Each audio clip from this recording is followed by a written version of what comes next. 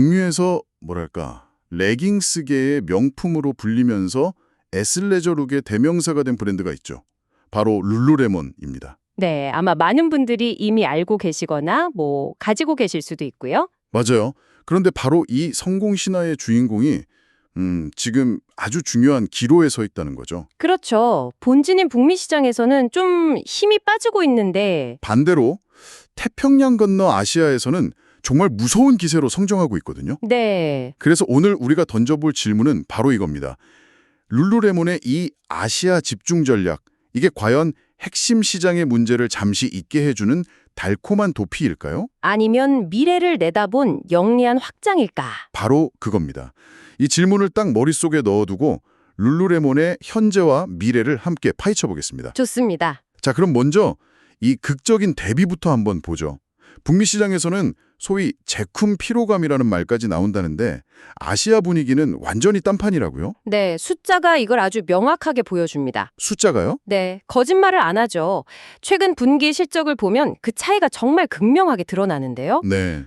중국 본토 매출은 무려 25%나 급증했고요. 와, 25%요? 네, 그리고 아시아 태평양 시장에 포함된 기타 국가 부문 역시 19%나 성장했습니다. 와, 반면에 북미는 성장이 거의 멈춘, 정체 상태에 가깝다고 봐야죠. 한쪽은 질주하고 있고 다른 한쪽은 거의 멈춰서 있는 그런 그림이네요. 딱 그런 셈이죠. 25% 성장이라니 이건 단순히 매장 몇 개 더 열어서 나오는 수치가 아니잖아요. 그렇죠. 이게 그냥 새로운 시장에 처럼 들어갔을 때 나타나는 반짝 효과, 이른바 오픈빨 같은 걸까요? 아니면 이 성장세가 앞으로도 계속될 수 있다고 볼 만한 좀 구조적인 이유가 있는 건가요? 아주 정확한 질문입니다. 그리고 바로 그게 도피냐 확장이냐를 가르는 첫 번째 단서가 될 것 같네요. 아, 결론부터 말씀드리면 이건 구조적인 이유에 가깝습니다. 구조적인 이유요. 네, 크게 두 가지 핵심적인 이유가 있는데요. 첫 번째는 말씀하신 신선함입니다. 북미에서는 룰루레몬이 너무나 익숙하고 어쩌면 약간 식상해진 브랜드가 되어가고 있거든요. 네, 그렇죠. 근데 아시아에서는 이제 막 떠오르는 핫한 프리미엄 브랜드로 인식이 되는 거죠. 아, 그러니까 북미 소비자한테는 매일 입는 편한 옷? 이 되어버렸는데 맞습니다. 아시아 소비자한테는 나를 특별하게 만들어주는 새로운 아이템으로 다가온다. 같은 브랜드인데 경험이 완전히 다른 거네요. 바로 그겁니다. 그리고 더 중요한 두 번째 이유가 있어요. 두 번째 이유요. 바로 소비의 목적성 차이입니다. 목적성이요. 네, 북미에서는 룰루레몬이 점점 운동복의 경계를 넘어서 그냥 일상복, 심지어는 그냥 편한 실내복으로 소비되는 경향이 강해졌습니다. 아, 그런데 아시아에서는 요가, 달리기, 트레이닝 같은 본래의 목적, 즉 퍼포먼스 웨어로서의 정체성이 훨씬 더 확고하게 자리 잡고 있습니다. 잠깐만요. 그 지점이 정말 흥미로운데요. 네, 그렇다면 이건 마치 룰루레몬이 초창기에 북미 요가 커뮤니티를 중심으로 성장했던 그 초심을 아시아 시장에서 다시 한번 쫙 구현하고 있다는 이야기처럼 들리네요. 핵심을 짚으셨습니다.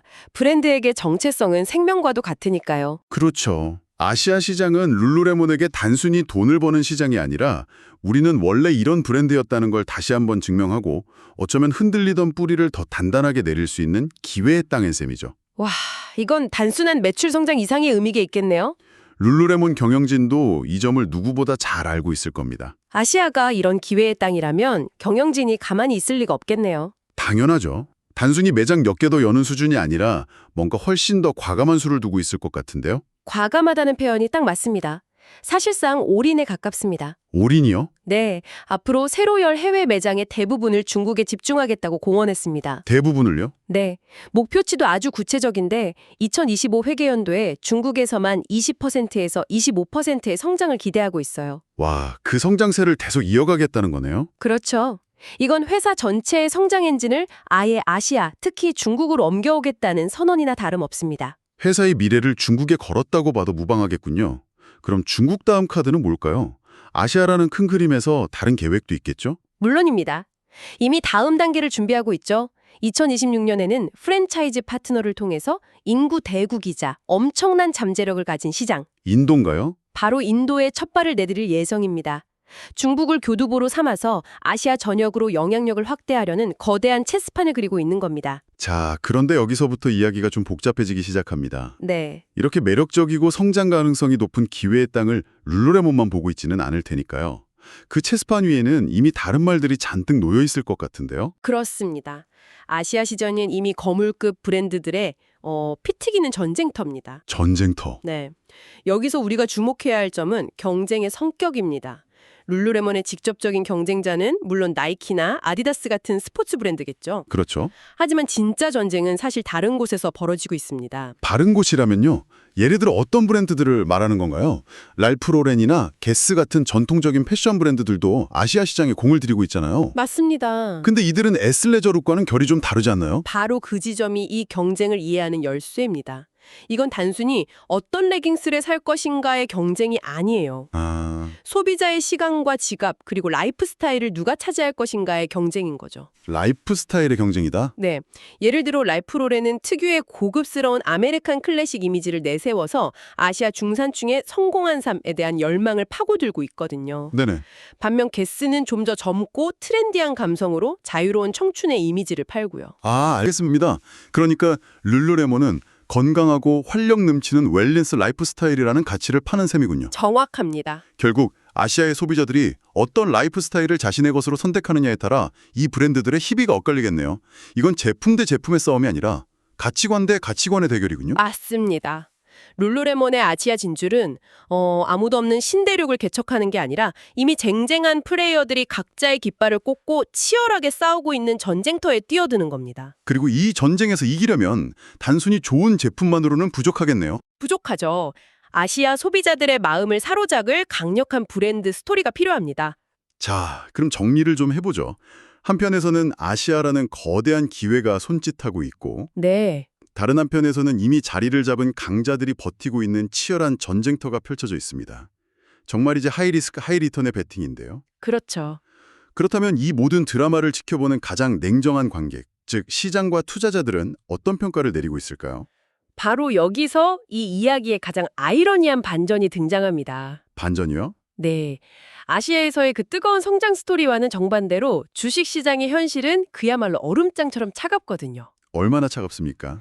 룰루레몬의 주가는요, 연초 대비 무려 55.4%나 폭락했습니다. 55.4%요? 네.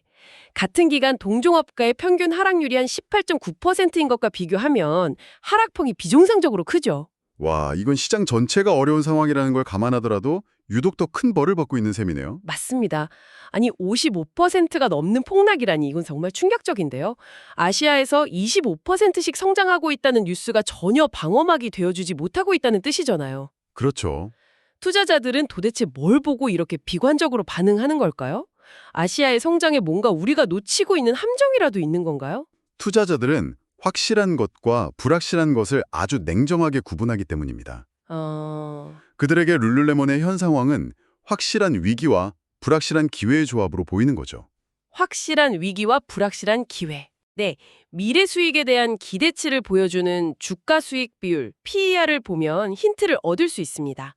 룰루레몬의 PER은 13.12배로 업계 평균인 15.79배보다 낮아요. 더 낮군요. 네, 이건 투자자들이 룰루레몬의 미래 수익 창출 능력에 대해 다른 경쟁사들보다 더 박한 점수를 주고 있다는 명백한 신호입니다. 결국 북미 시장의 부진이라는 이 확실한 악재가 아시아 시장의 성장이라는 불확실한 호재를 완전히 압도하고 있다는 거군요. 그렇죠.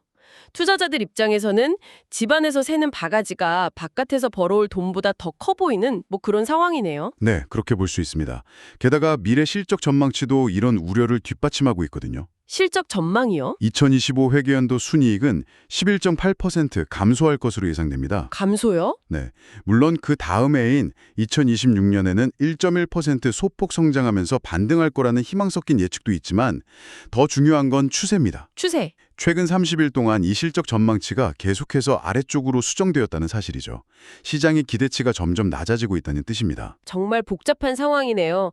아시아에서는 브랜드의 추심을 되찾으면서 폭발적으로 성장하고 있는데 정작 그 성장의 과실을 믿어주는 투자자는 거의 없는 상황. 네, 이쯤 되면 투자 분석기관들이 어떤 결론을 내렸을지 정말 궁금합니다. 사라 할까요? 팔아라 할까요? 정답은 그 중간. 지켜보라입니다. 지켜보라. 네, 대부분의 투자 분석 기관들은 룰루레몬에 대해 보유, 즉 홀드 등급을 매기고 있습니다. 적극적으로 매수를 추천하기에는 북미 시장의 불확실성이 너무 크고요. 말 그대로 투자자들 역시 지금의 룰루레몬이 영리한 확장의 길을 걷고 있는지 아니면 위험한 도피를 하고 있는지 확신하지 못하고 있다는 뜻입니다. 오늘 이야기를 종합해보면 룰루레몬은 지금 두 개의 전쟁을 동시에 치르고 있는 것 같습니다. 두 개의 전쟁이요? 네.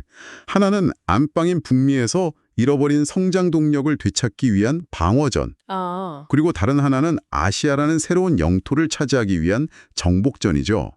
이 두 전쟁의 결과가 앞으로 몇 년간 이 회사의 운명을 결정하게 되겠네요. 맞습니다. 그래서 오늘의 이야기는 여러분께 아주 흥미로운 질문 하나를 남깁니다. 네. 한때 시장을 지배했던 글로벌 브랜드가 자신의 핵심 시장에서 위기를 맞고 새로운 지역으로 무게중심을 옮기려 할 때 우리는 그 이면에서 무엇을 읽어내야 할까요? 앞으로 여러분이 거리에서 룰루레몬이나 랄프 로렌 같은 브랜드가 아시아 시장을 겨냥해서 펼치는 화려한 마케팅을 보게 될 때 한 번쯤 이렇게 질문을 던져보는 겁니다. 어떤 질문이죠? 나는 지금 새로운 제국의 탄생을 목격하고 있는 걸까? 아니면 기울어가는 왕국이 벌이는 마지막 파티를 보고 있는 걸까? 와... 그 질문에 대한 여러분 자신의 답을 찾아보는 과정에서 그 브랜드의 진짜 미래를 꿰뚫어보는 눈을 갖게 될지도 모릅니다.